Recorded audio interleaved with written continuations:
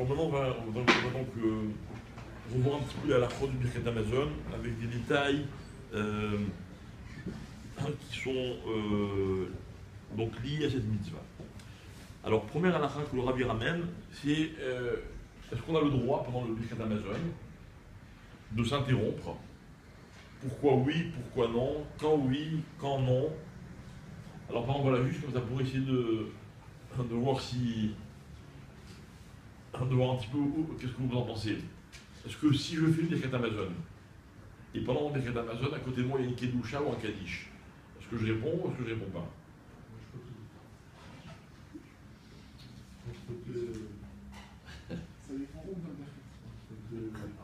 Alors, si je vous pose la question, c'est parce que Rabbi Yosef est écrit que le Birkat Hamazon, il a le même din que la Hamida.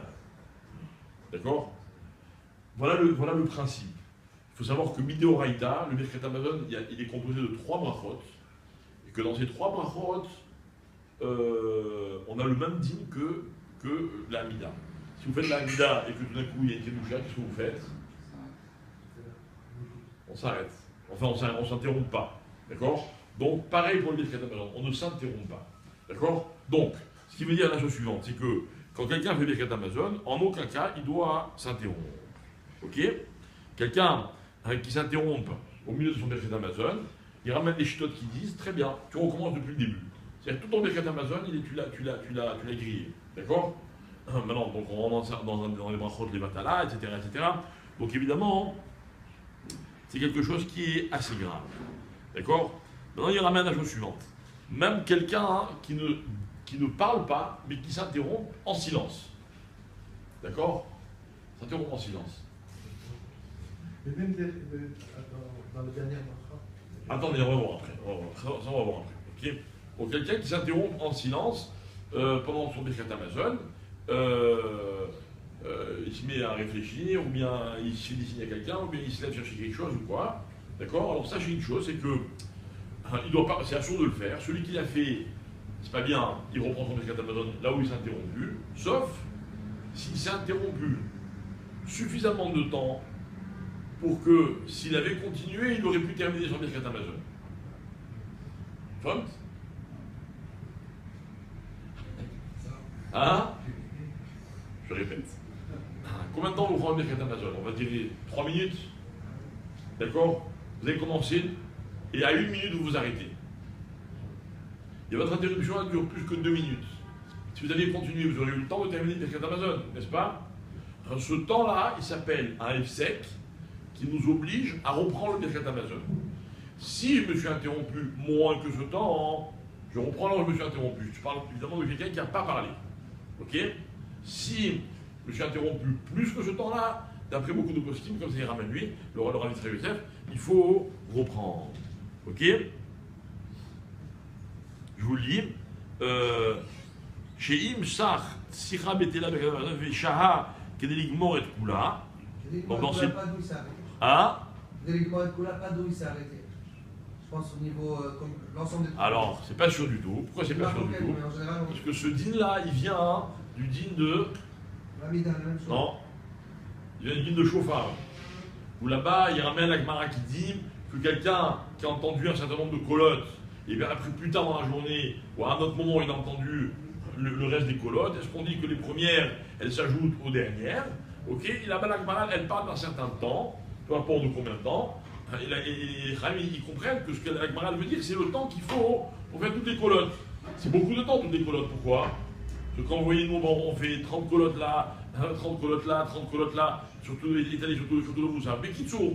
Donc, le même din, il dit, on le reprend dans plusieurs halakhot, notamment dans les halakhot de Birkat Hamazon. Bon, maintenant, ce que tu dis à Rabbi Yochanan, mais ça dépend aussi des chittos, il y en a qui disent tout le Birkat Hamazon, d'autres qui disent ce qu'il y a. En tout cas, ce qu'on voit de façon claire, c'est que dans le fait de s'interrompre, il y a le problème, le risque de devoir recommencer entièrement le Birkat Hamazon. Ok? Le Rabbi continue et il dit Venachon, les Isaer, Sheodam Betelim, Gam Be'emtsa Arachaman. Alors, c'est la question de notre ami Shimon. Est-ce que la 4e Beracha, elle est considérée, elle a le même din? Donc, Maintenant, on va faire brièvement, on le fait une fois pour toutes parce que, comme on est appelé à revenir souvent sur ce lien de Brachot Birkat Hamazon, maintenant on définit qu'est-ce que c'est les premières, les deuxièmes et les troisièmes. La première bracha, c'est facile. Quelqu'un qui connaît la page là-bas. C'est depuis le début du Birkat Hamazon jusqu'à Hazan et Takol. Ok? Page 375. Ok? Du début du Birkat Hamazon jusqu'à Hazan et Takol. La deuxième bracha, elle est jusqu'à Baruch Ata Hashem à la Haaretz vers l'Amazon. La troisième bracha, elle est jusqu'à Baruch Ata Hashem, Boné Berachama, Binyan Yerushalayim. D'accord? Facile.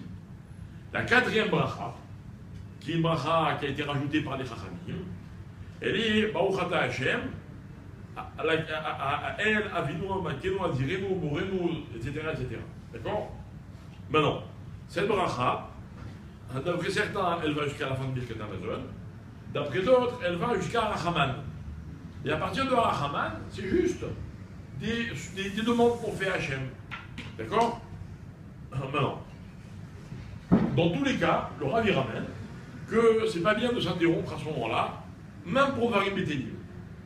Donc le Rav, vous avez, je relis le Lachon.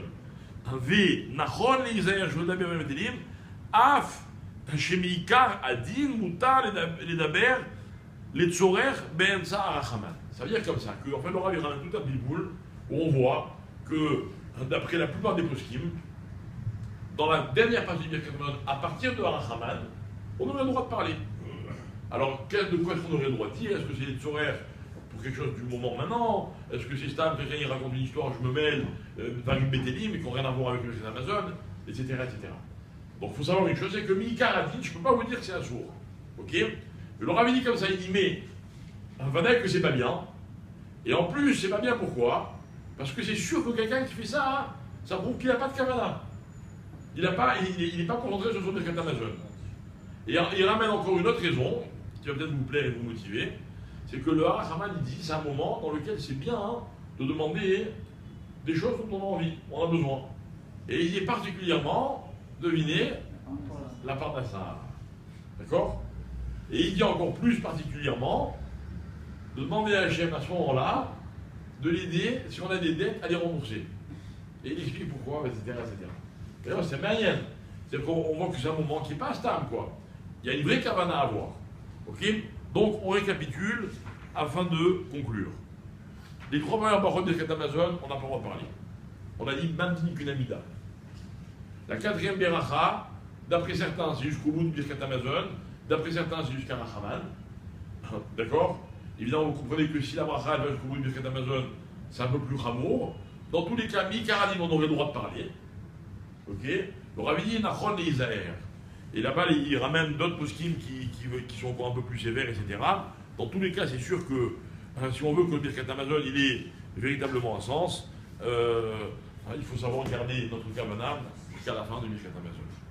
Voilà, j'ai encore une bonne nouvelle pour vous ce matin, c'est qu'on a encore gagné 5 minutes sur l'heure de Mincha, qui était à 16h35. Bonne nouvelle, hein?